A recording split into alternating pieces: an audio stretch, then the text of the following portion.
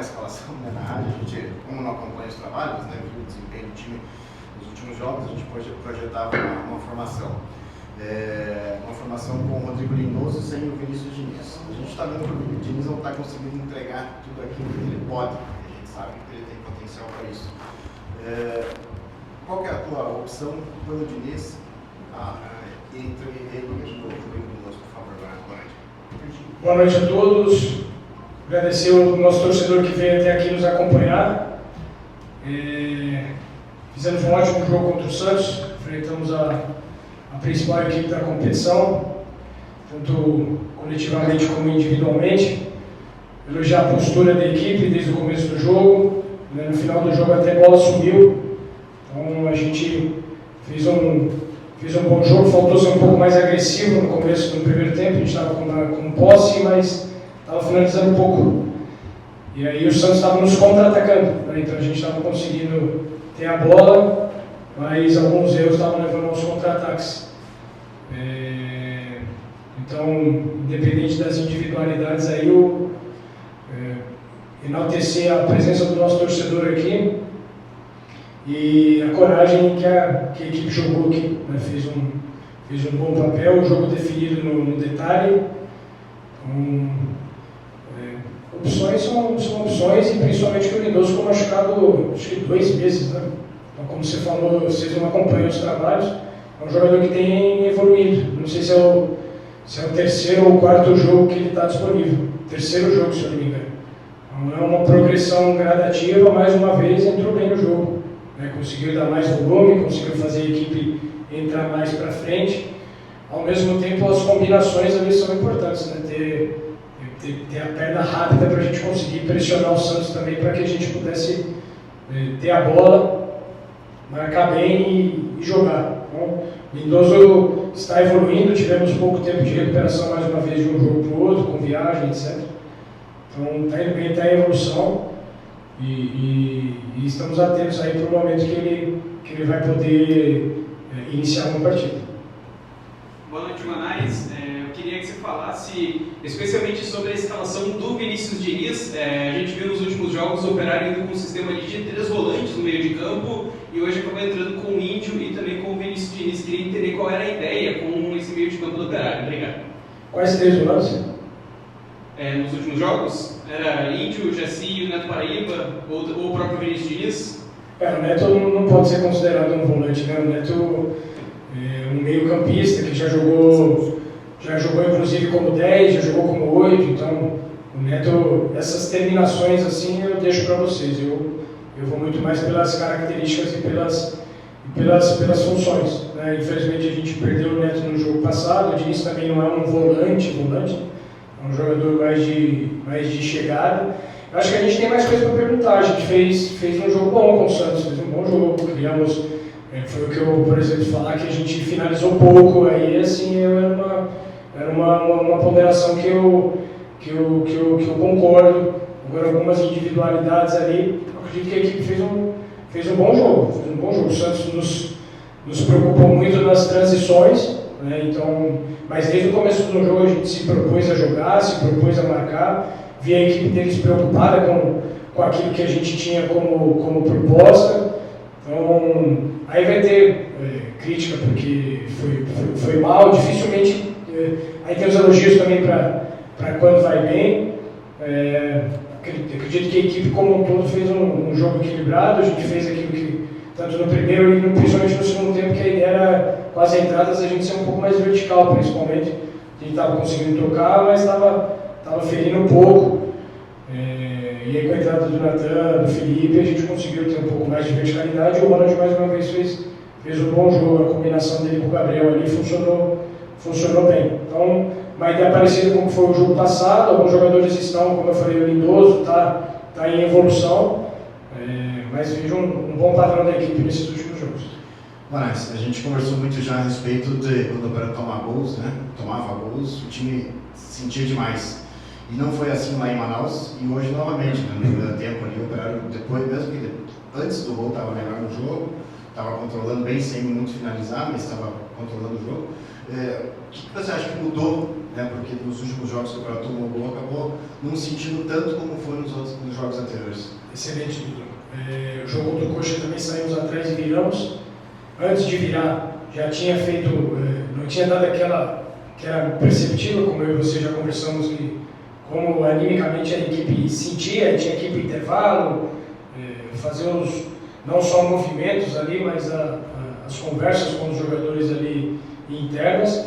E aí já são 3 jogos aí, né, que no primeiro tempo do Guarani também, depois dos 30 minutos que a gente tem uma queda ali, aí volta para o segundo tempo e depois reage mais uma vez. Então esse é um ponto que a gente vinha batendo bastante nessa tecla, né? Acredito que é um amadurecimento da equipe, né? A equipe Operário, de uma forma geral, disputou 2022, depois 2023 fora da Série B, uma competição diferente. Então, apesar de ter jogadores que já jogaram a Série B, mesmo assim são sempre competições diferentes e contextos de equipe diferentes. A gente foi amadurecendo, né? Perdemos um jogo aqui, temos um jogo importante contra a Chapecoense, nos aproximar daquilo que é o objetivo do Operário na Série B, e ainda tem muita água para passar debaixo da ponte, né? Tem mais 10 jogos, são 30 pontos. Importante, a gente tem vencido e perdido, então é importante para que a gente possa alcançar o lugar mais alto que a gente puder na competição, a gente precisa ter uma sequência. Então a gente está buscando isso, né? Está buscando com desempenho, está buscando com as alternativas. É um segundo turno que a gente está conseguindo fazer mais gols também. Hoje, infelizmente, no primeiro tempo foi a minha crítica para a equipe no intervalo. Mas tem muita água para passar debaixo da ponte, e mais uma vez, esse jogo aqui é um jogo que é uma demonstração também do trabalho de uma forma geral, haja visto que nós jogamos contra uma grande equipe. Sobre não apenas esse jogo, mas a gente sabe que o Santos é uma grande equipe, é o grande favorito dessa Série B, é o time com mais investimento, e uma derrota da Vila Belmiro está longe de ser um resultado surpreendente ou até absurdo, né? É compreensível. Então, eu queria que falasse, a performance do time, a gente viu um time que conseguiu rodar muito bem a bola, especialmente ali até os 20 minutos, mas depois do gol o Operário acabou tendo uma certa dificuldade para combater e quem sabe ameaçar um pouco mais o Santos. Queria que você falasse de como foi, até no intervalo, essa conversa para mudar, visto que o Santos, com um carinho técnico que é um pouco mais já reativo, gosta de sistemas defensivos bem montados, assim como você. Queria que falasse qual foi a ideia para o segundo tempo, especialmente para conseguir correr atrás do resultado. Se me permite mais uma pergunta em relação ao próximo jogo contra a Chapecoense, que teve data alterada também, mas é um jogo contra uma equipe lá de baixo, do Germano Krieger, e diretamente a importância de vencer, porque o Operário ainda está muito vivo na briga pelo acesso e pontuar em casa é essencial. Perfeito. A identidade minha e do Operário, desde que eu estou aqui, é uma equipe ofensiva, de bastante posse, de busca pelo gol sempre, e esse é um dos motivos da equipe defensivamente ser equilibrada, justamente já que na maior parte dos jogos a gente fica mais com a bola. Depois do gol, o Santos conseguiu nos pressionar bem, então a gente perdeu o início ali de tiro de meta, quando a gente está começando a construir para progredir no campo, então a gente perdeu um pouquinho as progressões. Depois dos 30 e poucos minutos ali há um desgaste também de cada tempo, né? Por isso que também sai muito gol no fim de cada tempo. Então o Santos nos pressionou bem e a gente já fez algumas mudanças que já estavam previstas, não só de jogadores, mas de mudanças estruturais para que a gente pudesse encontrar mais espaços e ferir a equipe do Santos, né? Então, como eu falei, ter um pouco mais de verticalidade, a gente rodar um pouco menos e conseguir ser um pouco mais vertical, que também funcionou. Então as duas situações funcionaram mais, a gente teria que ter sido mais eficiente, mais contundente no primeiro tempo, finalizado mais. A gente virou, se eu não me engano, com 3 finalizações apenas e a gente estava com bastante posse, chegando bastante no campo adversário, mas a gente tinha que terminar mais, tinha que ameaçar mais o gol do Santos. No segundo tempo, esse quesito melhora. Enfim, um apanhado geral foi, como você falou, não é um resultado surpreendente, é sempre uma derrota é sempre ruim, mas tem muito campeonato pela frente, esse jogo dentro de casa é fundamental, né? A Chapecoense está crescendo, está aproximando do meio da tabela, né? Então a gente sabe que a gente vai pegar um adversário difícil e ao mesmo tempo, como você falou, tem muita história ainda, tem muita história e a gente está muito focado sempre no nosso próximo jogo para que a gente possa ser competente aí para engatar uma sequência e aí até onde a gente puder chegar, até onde a gente puder somar ponto, a para que a gente pelo menos chegar no final da competição sonhando, né, podendo estar brigando por coisas grandes aí, que sempre foi o nosso sonho desde o começo da competição. Falando do jogo de quinta, né? O jogo que era na segunda-feira. Acredito que você, em cima da bucha. Você tinha um planejamento com o time para quinta-feira, para segunda-feira, dia pós-eleição, e agora o jogo foi antecipado na sexta-feira, acho que na sexta-feira, quinta-feira, para terça, para ter a quinta-feira agora. O que muda no teu planejamento, na tua estratégia para o jogo contra a Chapecoense? Muda tudo, porque você vê, a gente vai sair daqui agora, nós vamos chegar lá em Ponta Grossa lá para 7, 8 horas da manhã, então não dorme.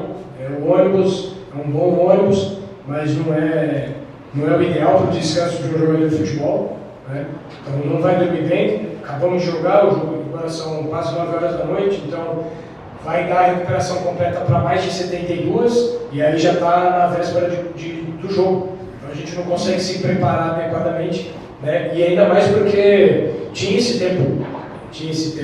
Então, o que tem acontecido muitas vezes aí? A gente viaja para jogar fora com um intervalo curto, né? Então, por exemplo, o Santos vai jogar em casa e teve um intervalo maior para descansar, só que o jogo é em casa. Então, o jogo deles foi antes que o nosso na tabela. Então, algumas coisas que acontecem com o Operário aí que realmente eu prefiro não falar aqui, mas a gente fica vendo algumas coisas tanto dentro do campo quanto fora do campo que acaba atrapalhando. Então, mas não chorar não adianta, ficar reclamando não adianta, a gente vai procurar sempre a solução para a gente estar mais preparado e mais importante, fazer um grande jogo na quinta-feira. Vou ter que perguntar porque acabaram tocando no assunto na nossa transmissão, mas falar de arbitragem é sempre ruim, né? Mas hoje, vendo ali alguns momentos, especialmente no primeiro gol, muita dúvida em relação à posição do Guilherme, também ali a questão de um possível pênalti no William Machado no final do jogo. Queria que você desse uma opinião, não se acha que teve um equívoco de fato, mas a arbitragem vem nos últimos jogos cometendo alguns erros, ou pelo menos tomando decisões bem questionáveis contra o Operário. A gente teve o primeiro pênalti no ano no jogo passado, e que foi, né, se não desse o pênalti ia ser um absurdo, né? Então, eu não estou com a imagem aí, cara, eu não consigo falar assim, mas tem situações que passam despercebidas, assim, né? Passam despercebidas, faltinha aqui, no lateral ali, uma bola parada aqui, né? Aí às vezes ir olhar, o critério do VAR ainda para mim aqui no Brasil é muito discutível, então eu vejo algumas diferenças, mas eu não lamento, não é por isso que a gente não está mais para cima da tabela, não é nada disso, a responsabilidade é toda nossa. Mas que existem situações que deixam no mínimo dúvida, alguns critérios com certeza existem. Fechou, professor. Obrigado. Valeu, pessoal.